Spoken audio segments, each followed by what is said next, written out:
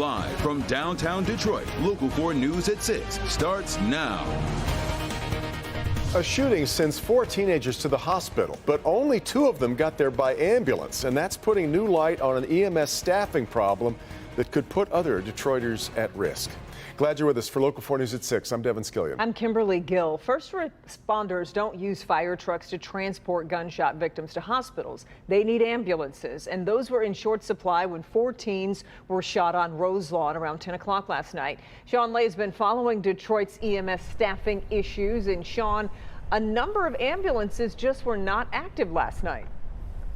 That is correct, and we're hearing from the very first responders that were at that scene of 4 teenagers shot last night. That was the call. When they got there, 2 of the teens, males, had been taken to the hospital by a parent that was there. When they got there, there were 2 very young teens suffering from absolutely devastating injuries, we are told. Firefighters are medics. They were working on them, but they tell me they needed an ambulance on the scene right away to get these girls to a trauma center. As you're about to hear, at that moment, they were told no ambulances were available.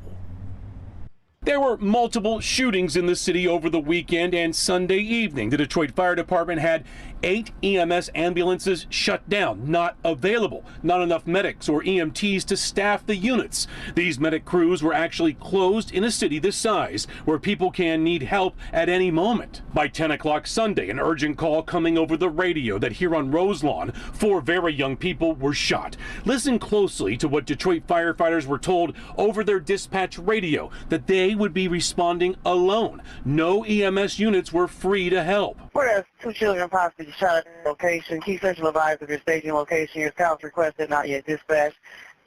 You're responding alone. The next EMS unit that becomes available will be dispatched to your scene. Detroit firefighters medically trained to help the gunshot victims, but can't transport victims to the hospital in their fire engine. They were saying they need help right away. Q2 Central, our manager 42 team. We have confirmed 1 shooting. We need EMS, we need police. This EMS staffing problem was supposed to be solved with Detroit Fire paying $500,000 for a private ambulance company to come in and help. But now sources and the firefighters union tells us this practice of not having enough medics on the street has reached a dangerous point. Denise Weems lives here on Rose Lawn. She says if her family needs help, they would need Detroit EMS to get to them fast. Quickly as they can if something was to happen. Because I got 3 little ones here that lives in the house with me that I take care of. Amen. So we need to stay safety.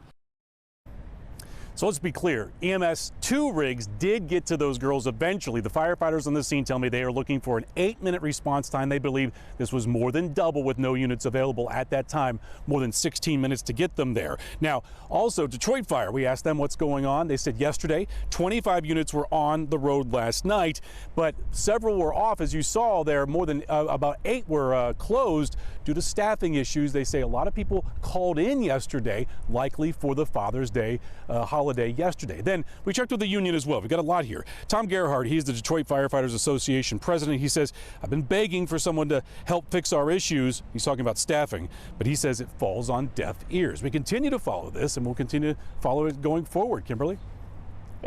Speaking of following this, Sean, you just did the report on it, and you found that Detroit Fire says it found a solution to this just a week ago. That's what we were talking last Monday about this. Yeah. They have a $500,000 contract to enter into agreement with a private ambulance company called Universal. The goal is to have 40 ambulances, private and city, on the road. But you heard last night, 25. Unbelievable. Okay, Sean, thank you. A man is found shot to death in a home in East Point, and tonight one of the victims' relatives is in police custody. Officers went to the home on the 1600 block of Stricker near 8 Mile and Gratiot after a man showed up at the police station Friday afternoon saying his uncle may have been murdered. Detectives found the body of a 48-year-old man along with evidence of foul play. They arrested the suspect, who was also inside the home. We're awaiting word from the Macomb County prosecutor on charges. Newly released dash cam and body cam footage giving us a look at the pursuit that led to the arrest of 3 suspects in a stolen car. It started in Warren Thursday. Police were on routine patrol. They noticed a Chrysler 300 that had been reported stolen back in April. When they tried to pull that car over, the driver hit the gas, leading police on a chase that didn't really reach high speeds but did cover a lot of ground.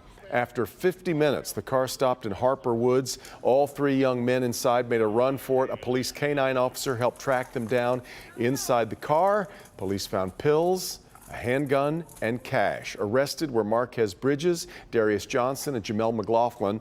They each face several charges related to auto theft, fleeing and eluding, and firearms. Well, we've seen it happening more and more since the pandemic began, but now some say rental prices are rising so much they may be forced out.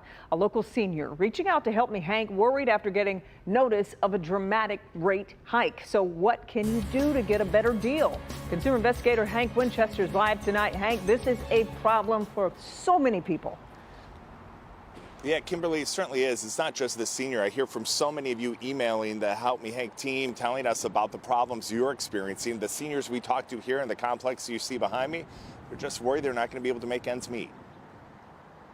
On a fixed income at $1,028, my rent is $874. What did that leave me? Gwendolyn Plowden is worried. She says she's just learning her rent is rising, not just a few bucks, a lot. My rent was $650, and then I got that lease in 221, and they raised it $65, made it $715. And now? Now they tell me my rent is $874. This dramatic increase affects her bottom line, obviously. She's concerned she won't have cash for the necessities. To buy food, you know, and clothing and stuff like that. So what is happening? We went to the management office looking for answers here in Detroit. People seem concerned about the rent increases that are taking place. I just answered the phone. You just answer the phone, okay. Anybody else that would have more information? Not today. Rent increases not uncommon right now. The average renter paying about 15% more than just a few years ago. In Michigan, rate increases are not illegal unless they're discriminatory in nature. Real estate experts say you should ask what is driving this increase, shop around, and also try to work with management to negotiate a better rent deal.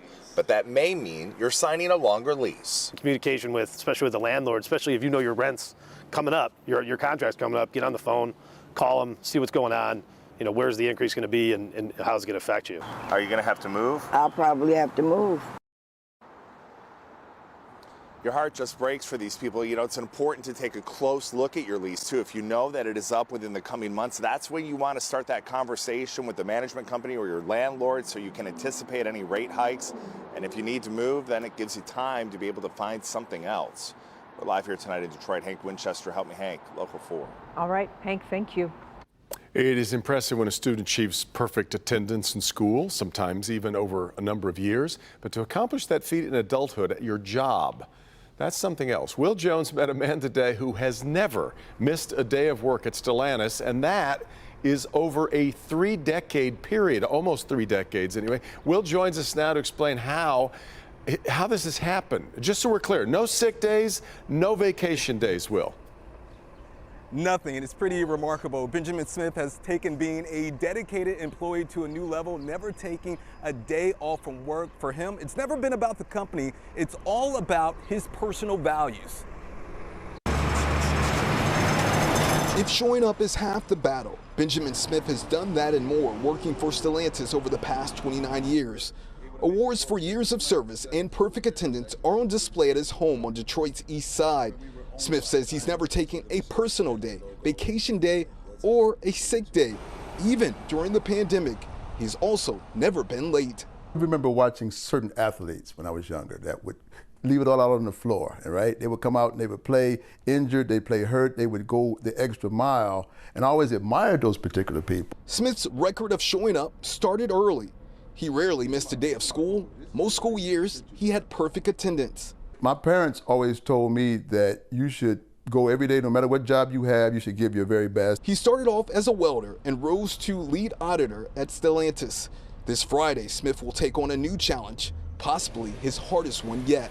He's retiring. The beautiful thing about retirement is that there's no clock now, because I live off the clock. And now that the clock is no longer a part of my daily life, that's going to be great. I don't know how I'm going to handle it, actually. Mr. Smith says he's not going to be sitting around during his retirement. That is not his style. He's going to be focused more on his health and some home improvement projects.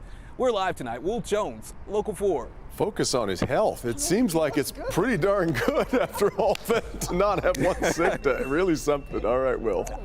Story.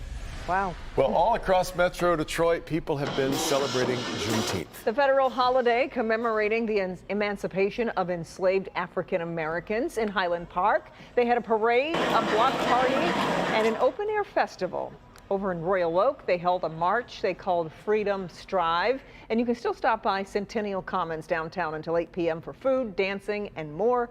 There have also been events in Hamtramck and along the Detroit riverfront. And in Fort Worth, Texas, Dr. Opal Lee, known as the grandmother of Juneteenth, took her place front and center for her annual Walk of Freedom. The 96-year-old led the 2.5-mile walk, a distance representing the 2.5 years it took for news of the Emancipation Proclamation to reach enslaved people in Texas. And Dr. Lee spent years advocating for Juneteenth to become a federal holiday. She says she plans to continue to lead the annual walk as long as she's able. At that age, doing over 2 miles. Incredible. Really impressive, really nice. We've had a great streak of days, haven't we? We really have. We need some rain. I'm afraid to see the water bill for this month, Kim, because I've been watering twice a day trying to catch up from when we, didn't have it. So. Oh, that's so true. And we would love for Mother Nature to provide us with the water so that we don't have to. And we definitely need it. And we have a couple of chances this week. But right now, it is a beautiful night here in Metro Detroit. Great night at the ballpark for the Tigers game. 83 in Detroit, 82 in Howell. Low 80s in both Pontiac and in Adrian. Port Huron, you folks are a little bit behind that, though, only in the mid 70s. Also down in Monroe at 76. But the rest of the area, for the most part, in the low 80s and a little bit warmer than where we were yesterday, with the exception of Grosse Ile, which is 9 degrees warmer there. Weather story. Well, it's going to be above normal all week long as far as temperatures go. Isolated chance of a shower late in the day tomorrow, but that's not a great chance at all. Don't plan on watering your lawn with tomorrow's rain because it probably won't happen in your neighborhood. The summer solstice begins at 10:57 on Wednesday. Certainly going to feel like summer around here, and we'll talk about those rain chances for the rest of the week in just a couple minutes.